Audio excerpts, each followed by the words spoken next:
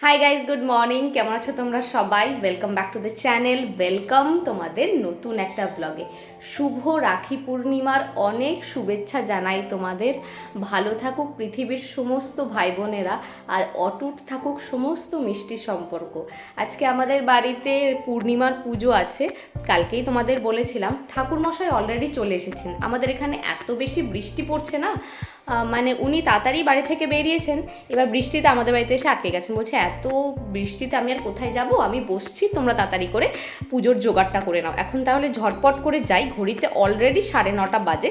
তাড়াতাড়ি করে গিয়ে আমি স্নানটা করে পুজোর জোগাড়টা করে নিই, তাড়াতাড়ি হয়ে যাবে। মা বেশিরভাগটা গুছিয়েই রেখেছে। আর রাখি পরানোর তিথিটা যেহেতু একটু লেট করে, মানে 1:30টার পর আমরা রাখি পরাতে পারবো, তো আগে ভালো করে পুজোটা করে নিই, তারপর রাখির অ্যারেঞ্জমেন্ট করবো। এখন তাড়াতাড়ি করে যাই, স্নানটা করে নিই। প্রথমে তো ভেবেছিলাম এই শাড়িটা পরবো, এটা একটা গাদোয়াল মায়ের শাড়ি, এটা যে পুজোও আছে, রাখি পূর্ণিমাও আছে, এই শাড়িটা পরে নিই। কিন্তু ঠাকুর মশাই চলে এসেছে, আর পুজোর পর আমাকে একটু বেরোতেও হবে, বাইরে অসম্ভব বৃষ্টি পড়ছে, শাড়ি পরে বেরোনো অসম্ভব, তাই আর শাড়িটা পরছি না। এই টপটা কালকে আমি নিয়েছিলাম, একদম কটনের একটা টপ, এই টপটা পরছি, আর তার সাথে এই প্লাজোটা পরছি। স্নান টান করে আমি এখানে একদম রেডি হয়ে গেছি। ঝট করে এখন সকালে স্কিন কেয়ারটা একটুখানি করে নিই। প্রত্যেক পূর্ণিমাতেই আমাদের বাড়িতে সত্যনারায়ণের পুজো হয়। বিয়ের আগে তো প্রত্যেকবার পুজোতেই সকাল সকাল উঠে এইরকমভাবে পুজোর জোগাড় করতাম, কিন্তু এখন কয়েক মাস ধরে সেটা আর হয় না। যাক, আজকে বেশ অনেক দিন পর আবার সকাল সকাল স্নান টান করে রেডি হয়ে পুজোর জোগাড় করব, আর সত্যনারায়ণ পুজোতেও আমি উপস্থিত থাকতে পারবো, বেশ ভালো লাগছে। মা পুজোর বাকি যে কাজগুলো আছে সেগুলো একদিকে করছে, চলো ততক্ষণে আমি পুষ্পপত্রটা সাজিয়ে নিই। বরাবরই পুষ্পপত্র সাজানোর দায়িত্ব আমার উপরেই পড়তো। যখন ছোট ছিলাম মা তো পুজোর ফল বানাতে দিত না, কারণ প্রথমত তো পারবো না, আর দ্বিতীয়ত হাতও কেটে যেতে পারে। তাই মা বলতো, তুই ওই সমস্ত ছাড়, তুই সুন্দর করে পুষ্পপত্রটা সাজা। সেখান থেকেই সূত্রপাত, এখনও পুষ্পপত্রটা আমিই সাজাই। তবে আজকে না একটা ভুল হয়ে গেছে, জানো তো, একটুখানি গাঁদা ফুলের দরকার ছিল। পুষ্পপত্রে যে ফুলগুলো তোমরা দেখতে পাচ্ছ সবগুলোই আমাদের বাড়ির গাছের ফুল। মা বাজার থেকে একটু করে গাঁদা ফুলের মালা নিয়ে আসে, আজকে আনতে একদম ভুলে গেছে। পুষ্পপত্র তো আমার সাজানো হয়ে গেছে, এদিকে ঠাকুরের জন্য মা সিংহাসন একদম রেডি করে দিয়েছে। এদিকে বলতে বলতে আবার ফলের বাজারও চলে এসেছে, চলো তাড়াতাড়ি করে ফলটা বানিয়ে নিই।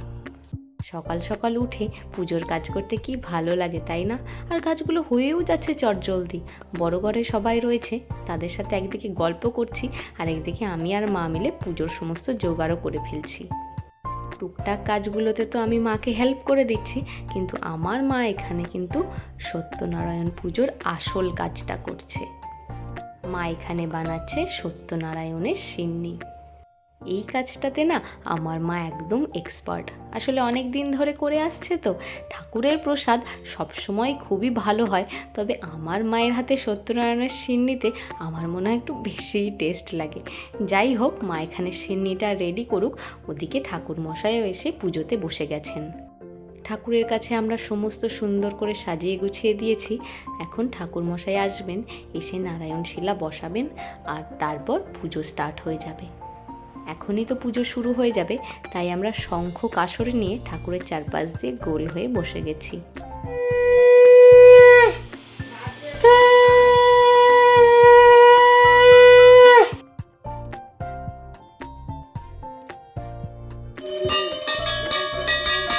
পুজো তো আমাদের অলরেডি শুরু হয়ে গেছে, ততক্ষণে আমি ঘরের ঠাকুরকে একটুখানি ফুল দিয়ে দিচ্ছি। আমাদের বাড়িতে না দুটো শিবলিঙ্গ ছিল, একটা তো আমি নিয়ে বিহারে গেছি, আর আরেকটা বাড়িতে রয়েছে। যাই, তাড়াতাড়ি করে ঠাকুরকে ফুল দিয়ে আমিও পুজোতে বসে পড়ি। মহাত্মান মহাযোগী মহেশ্বর মহাপাপ হরং দেব মকরায় নম নম পাপহং পাপকর্মাহং পাপাত্ম পাপ সম্ভবম রাইমং পুণ্ডরিকাক্ষ সর্বপাপ হরহরি। যখন আমি ওখানে থাকি, আর সেই সময় বাড়িতে যখন পূর্ণিমার পুজো হয় বা যে কোনো পুজো হয়, তখন দাদা আমাকে ভিডিও কল করে। ভিডিও কলেই আমাকে পুজো দেখতে হয়। আর কিন্তু এখানে আজকে আমি রয়েছি, সামনে থেকে পুজো দেখতে পাচ্ছি, বড় ভালো লাগছে। ওখানে না এই পুজো পাঠ আমি প্রচণ্ড মিস করি। চলছে এখন ঠাকুরের আরতি। আসলে আজকের পুজোটা না একটু তাড়াতাড়ি হয়ে গেল। আজকে যেহেতু রাখি পূর্ণিমা, ঠাকুর মশাইয়ের একটু তাড়া আছে। অনেকেই আজকের দিনে আমাদের এখানে সত্যনারায়ণের পুজো করেন, অন্যদিন পুজোটা মনে হয় আর একটু বেশিক্ষণ ধরে হয়। যাই হোক, তাড়াতাড়ি করে আমরা এখন পুষ্পাঞ্জলিটা দিয়ে নিই। যেহেতু সকাল সকাল পুজোটা হয়, বাড়ির বেশিরভাগ মানুষই আমরা এই সত্যনারায়ণ পুজোতে পুষ্পাঞ্জলি দিই। আমি আর মা তো উপোস থাকি, কিন্তু সকাল সকাল বাকিরা তো তেমন কিছু খায় না, তাই পুষ্পাঞ্জলিটা দিয়ে আজি নাই ভিক্ষা মেলে দুঃখ চিন্তা তাই ফকির কয়েনটি পুরো জওয়ানি জপু আমারই উঠছিলে হবে সব কষ্ট দূর কইতে কইতে কথা অখেলের নাথ শঙ্খ চক্র গদা পদ্ম শোভে চারিহাত। সময় তো হাসি কিসের?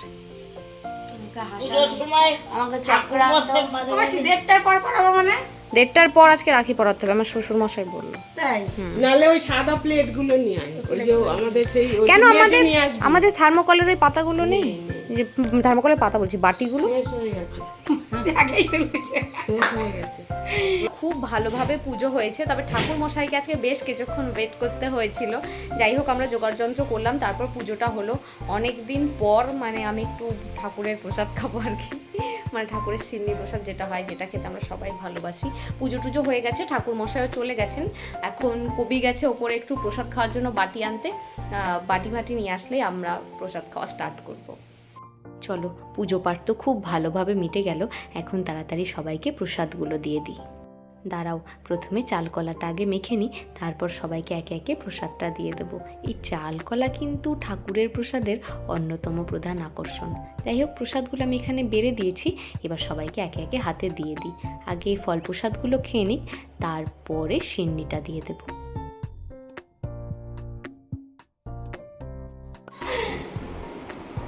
এত সুন্দর কিসের গন্ধ বেরোচ্ছে রে? পোলাও আর সাদা পনির। পোলাও আর সাদা পনির, শাহি পনির। আচ্ছা, শাহি পনির। এখানে কি হচ্ছে? পোলাও। হ্যাঁ। গন্ধ পুরো নিচ পর্যন্ত চলে গেছে, এত সুন্দর স্মেল বেরোচ্ছে। দেখো, পুজো টুজো হয়ে যাওয়ার পর হয়তো হার্ডলি 40 মিনিট হয়েছে, ওর রান্না অলমোস্ট কমপ্লিট। ও মানুষটা ছোটোখাটো হলে কি হবে, কিন্তু খুব ভালো রান্না করতে পারে। হ্যাঁ, নিচের ঘর পর্যন্ত রান্না চলে গেছে। সেম চলে যাই। কবি ওকে জোগাড় করে দিচ্ছে। কবি আর আজকে কিচ্ছু জোগাড় করে যায়নি। টমেটো সব আমি কেটে নিয়েছি। বাবা, তুই টমেটো কাটতেও পারিস? ভালো করেছো। এর মধ্যে কি পোলাও হচ্ছে? বাসন্তী পোলাও না এমনি মিষ্টি পোলাও? মিষ্টি পোলাও। তাড়াতাড়ি কর, 1:30 বাজে অলরেডি।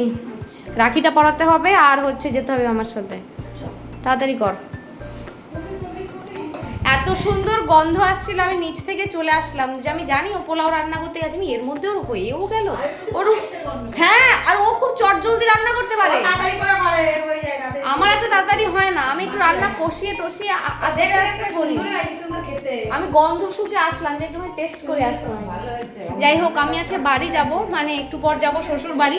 ও যেটা রান্না করছে একটুখানি টেস্ট করে তারপর যাবো। যা সুন্দর গন্ধ বেরিয়েছে, একটুখানি টেস্ট না করলে হবে না।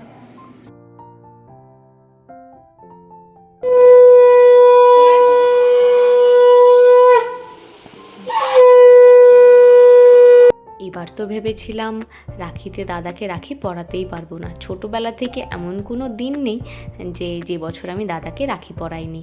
হঠাৎ প্ল্যানেই এবার বাড়ি আসা। যাই হোক, একটা ভালো জিনিস হলো বলো, দাদাকে রাখিটাও পরিয়ে দিলাম। পৃথিবীর সকল ভাই বোনের মধ্যেই তো কম বেশি একটুখানি খুনসুটি, ঝগড়া, মারামারির সম্পর্ক। আজকের দিনটাতে সেই সমস্ত থেকে একটুখানি বিরত থাকা। তবে এই রাখি পরানোর মুহূর্তটুকুই, এইসব হয়ে গেলে ও বলবে তুই আমাকে কি গিফট দিলি, আমি বলবো তুই আমাকে কি গিফট দিলি। তবে আমার মনে হয় না ভাই বোনের মধ্যে এইটুকু খুনসুটি থাকা দরকার। ওই যে শুরু হয়ে গেছে, দাঁড়াও আমার গিফটটা আগে নিয়ে নিই।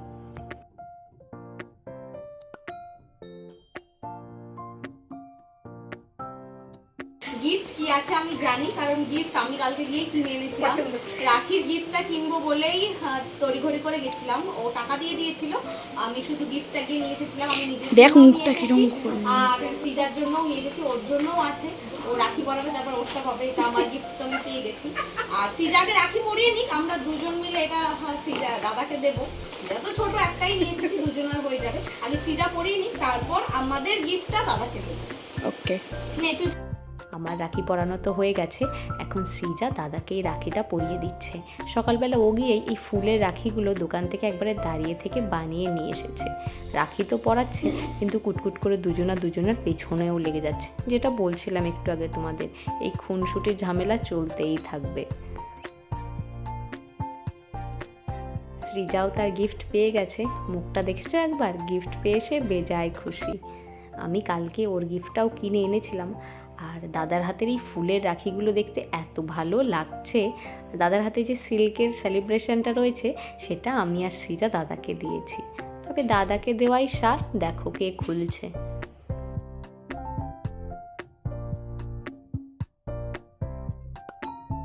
ঘড়িতে বাজে এখন রাত 10টা মতো। সেই দুপুরবেলা শ্বশুরবাড়ি যাওয়ার আগে ক্যামেরা রেখেছিলাম, আর এখন ক্যামেরা হাতে নিচ্ছি। যাই হোক, শ্বশুরবাড়ি গেছিলাম আজকে, লাঞ্চটা ওখানেই করেছি, বেশ অনেকক্ষণ ওনাদের সাথে টাইম কাটিয়েছি।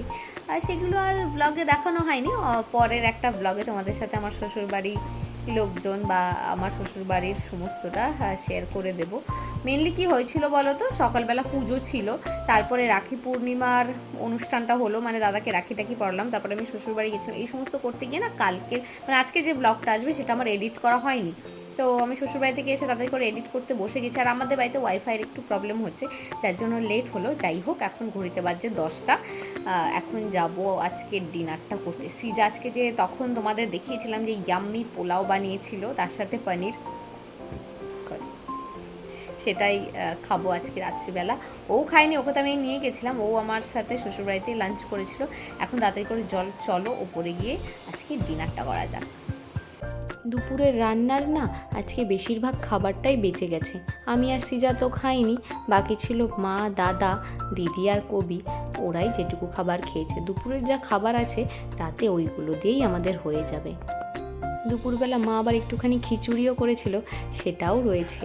আর সৃজার বানানো শাহি পনির, পোলাও, সেগুলো তো পুরো ধরাই রয়েছে। রাত্রেবেলা মাকে বলেছি এক্সট্রা করে আর কিচ্ছু রান্না করতে হবে না, এত খাবার রয়েছে, এইগুলোই আমরা খেয়ে নেব। চলো তাহলে আজকের ডিনারটা করে নিই। আর আজকের ব্লগটা এই পর্যন্তই রাখছি। সবাই সুস্থ থেকো, ভালো থেকো, আর ব্লগগুলো কেমন লাগছে অবশ্যই জানিও। দেখা হচ্ছে নেক্সট ব্লগে।